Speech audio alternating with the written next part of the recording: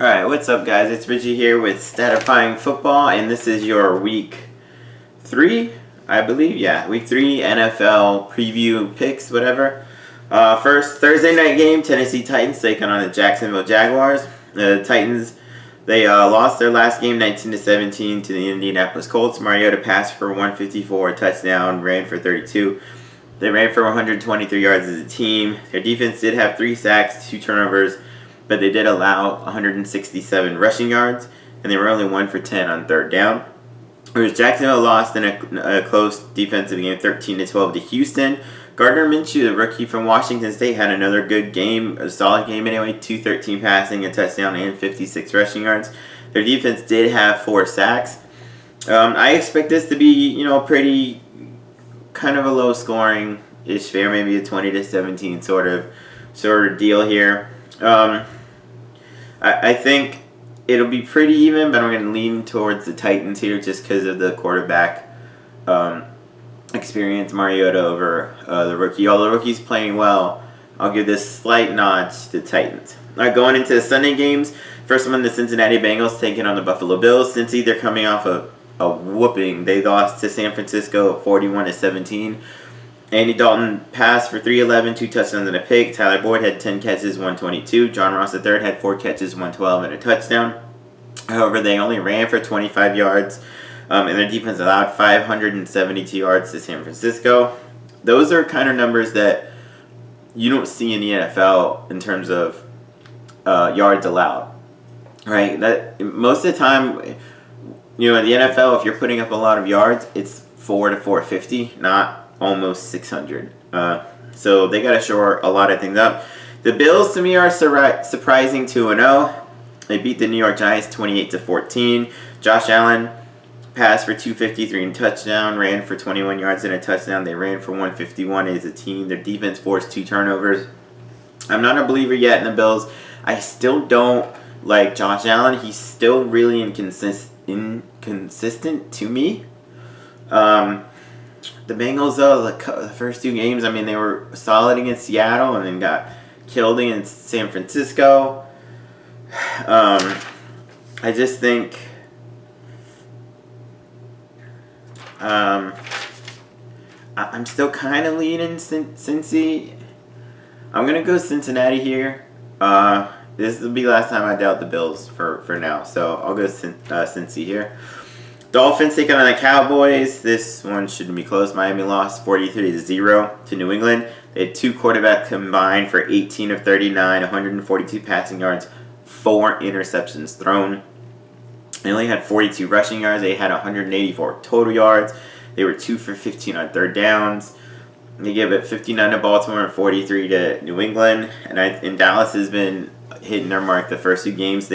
They're 2-0. They beat Washington 31-21. Dak Prescott is playing out of his mind. 269 passing, 3 touchdowns and a pick, and added 69 rushing yards. Ezekiel Elliott ran for 111 and a touchdown. They had 474 yards. Their defense only allowed 255. I think Dallas keeps rolling here with a win against Miami.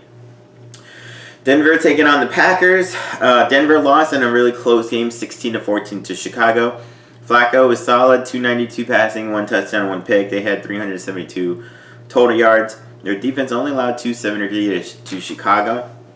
Whereas the Packers, they're kind of a middling 2-0, weirdly. Like they beat Minnesota 21-16. They were up 21-0 and then kind of glided from there. Rodgers passed for 209 and 2 touchdowns. Aaron Jones ran for 116 and a touchdown. Devontae Adams, 7 catches, 106. Their defense did force 4 turnovers, but they did allow 421 yards. But I think Green Bay, Denver's defense had been playing pretty, decently the first couple of games, and so has Green Bay. But I think Aaron has, and the Packers have just a little bit more offense. So I'm gonna go Packers in this one. All right, Atlanta Falcons taking on the Colts. The game I think should be pretty even. Atlanta, they beat Philadelphia 24-20. Matt Ryan threw for 320, 3 touchdowns, but he did throw 3 interceptions, and they only ran for 57 yards. Julio Jones, 5 catches, 106, 2 touchdowns. Calvin Ridley, 8 catches, 105, and a touchdown. Their defense had 3 sacks and 3 turnovers against Philly. Whereas the Colts beat Tennessee 19-17. Jacoby Brissett was very efficient. He only passed for 146 yards, but 3 touchdown passes and a pick. Added 25 yards. They ran for 167 as a team. They did turn it over twice, but their defense had 4 sacks. This is pretty even. Atlanta can move it up and down, but Ryan, like I said, threw 3 picks. The Colts have a pretty good running game. The first 2 weeks they do. Anyway, I'm not sure who to go here. It's in Indianapolis. You know what? I'm gonna go out on a limb here and go Indianapolis. The Ravens and Chiefs, one of the games of the day. Dude, the first 2 games Lamar Jackson has gone all college. Lamar Jackson on the teams. They beat Arizona 23-17. Lamar Jackson passed for 272 and 2 touchdowns and ran for 120 yards. So he nearly had 400 yards himself. Mark Andrews, 8 catches, 112 and a touchdown. They had 440 yards. Their defense had 3 sacks, only allowed 20 rushing yards. Whereas KC, they beat Oakland 28-10. They had 28 points in the second quarter. They were down 10-0. Mahomes was like, let's just throw a bunch of touchdowns. And 4 of them he threw for and 443 yards also. They did only run for 31 yards, but they didn't really need it. Demarcus Robinson had a great career kind of game. 6 catches, 172 yards and 2 touchdowns. Travis Kelce, 7 catches, 106 and a touchdown. They had 464 yards. Their defense had 3 sacks and 2 turnovers. I expect this to be a pretty close game. It could be high scoring, like in the 30s maybe. I'm kind of leaning Chiefs here, but yeah, I'll go Chiefs. All right, then you got the Oakland Raiders taking on the Minnesota Vikings. Oakland, they lost 28-10 to Kansas City. Derek Carr passed for 198, touchdown, but he threw 2 picks. Josh Jacobs, rookie out of Alabama, did run for 99 yards. Whereas the Vikings lost 21-16 to Green Bay. Cousins passed for 230, but he also tossed a touchdown versus 2 interceptions.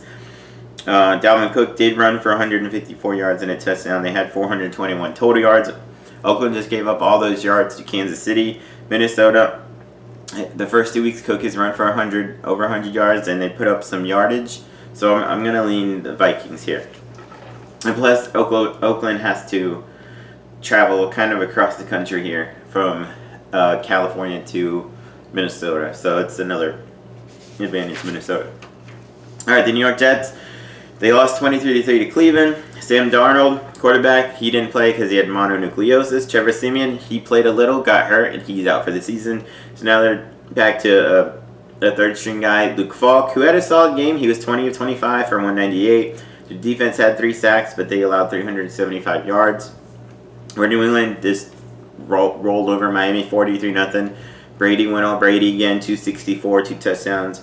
They ran for 126. They had 381 total yards. Their defense had 7 sacks in a game, 4 turnovers, only allowed 184 yards, and they had 2 pick sixes, 2 interceptions returned for touchdowns. I think they roll over the Jets in this one. All right, Detroit taking on Philly. Detroit beat the Los Angeles Chargers 13-10. Stafford 245, 2 touchdowns, but did throw 2 picks. Kenny Galladay 8 catches, 117 and a touchdown. They did turn it over twice. Their defense did force 2 turnovers, but they gave up 424 yards to the Chargers.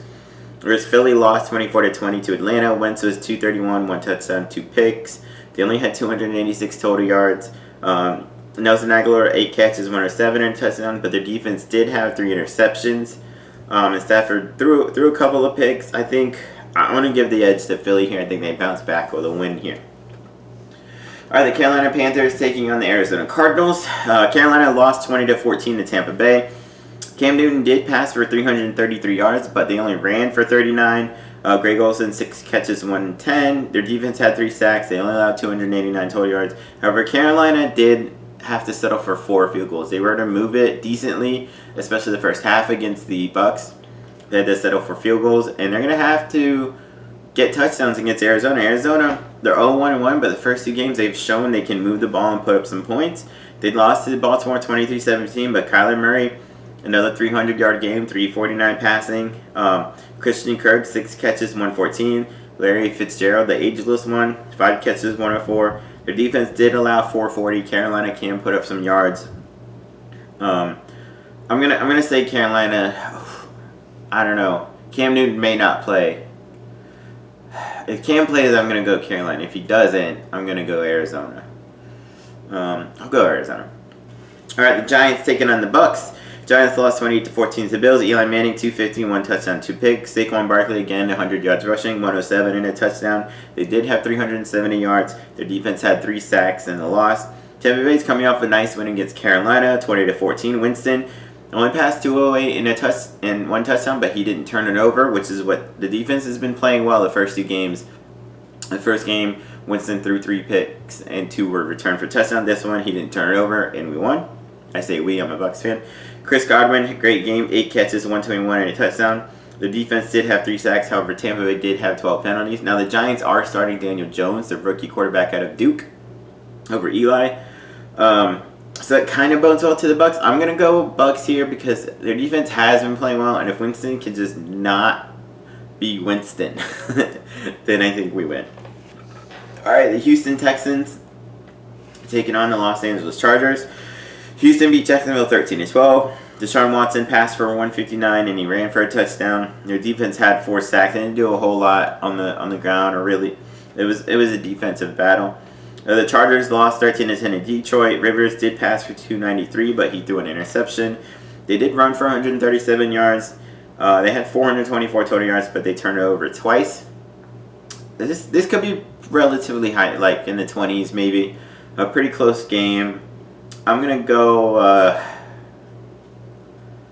man, I'm not sure who to go with here. I'll go Houston. All right, Pittsburgh taking on the 49ers. Pittsburgh, they lost 28-26 to Seattle. Roethlisberger, he's hurt. He's out for the season. Mason Rudolph fielded admirably. He was 12 of 19, 112, 2 touchdowns and a pick. The defense had 4 sacks, 2 turnovers, but they did allow 425 yards.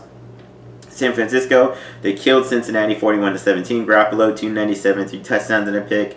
Running back Matt Breida, 121 rushing. They had 572 yards. Defense had 4 sacks and only allowed 25 rushing yards.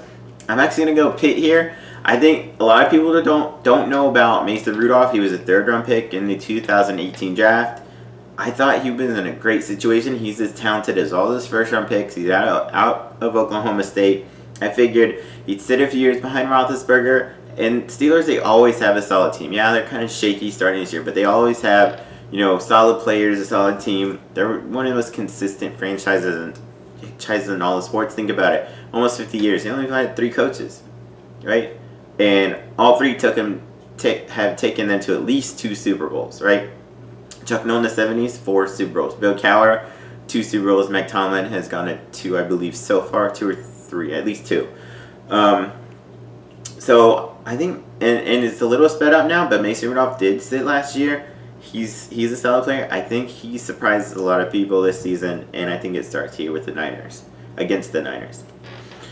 New Orleans Saints taking on the Seattle Seahawks. New Orleans lost 27-9 to the Rams. Breeze got hurt. He's out about 6 weeks or so. They only had 244 yards. The defense did have 3 sacks, but they gave up 380 yards to the Rams. Whereas Seattle, they beat Pittsburgh 28-26. Wilson passed for 300 yards and 3 touchdowns. They ran for 151 as a team. They had 425 total yards.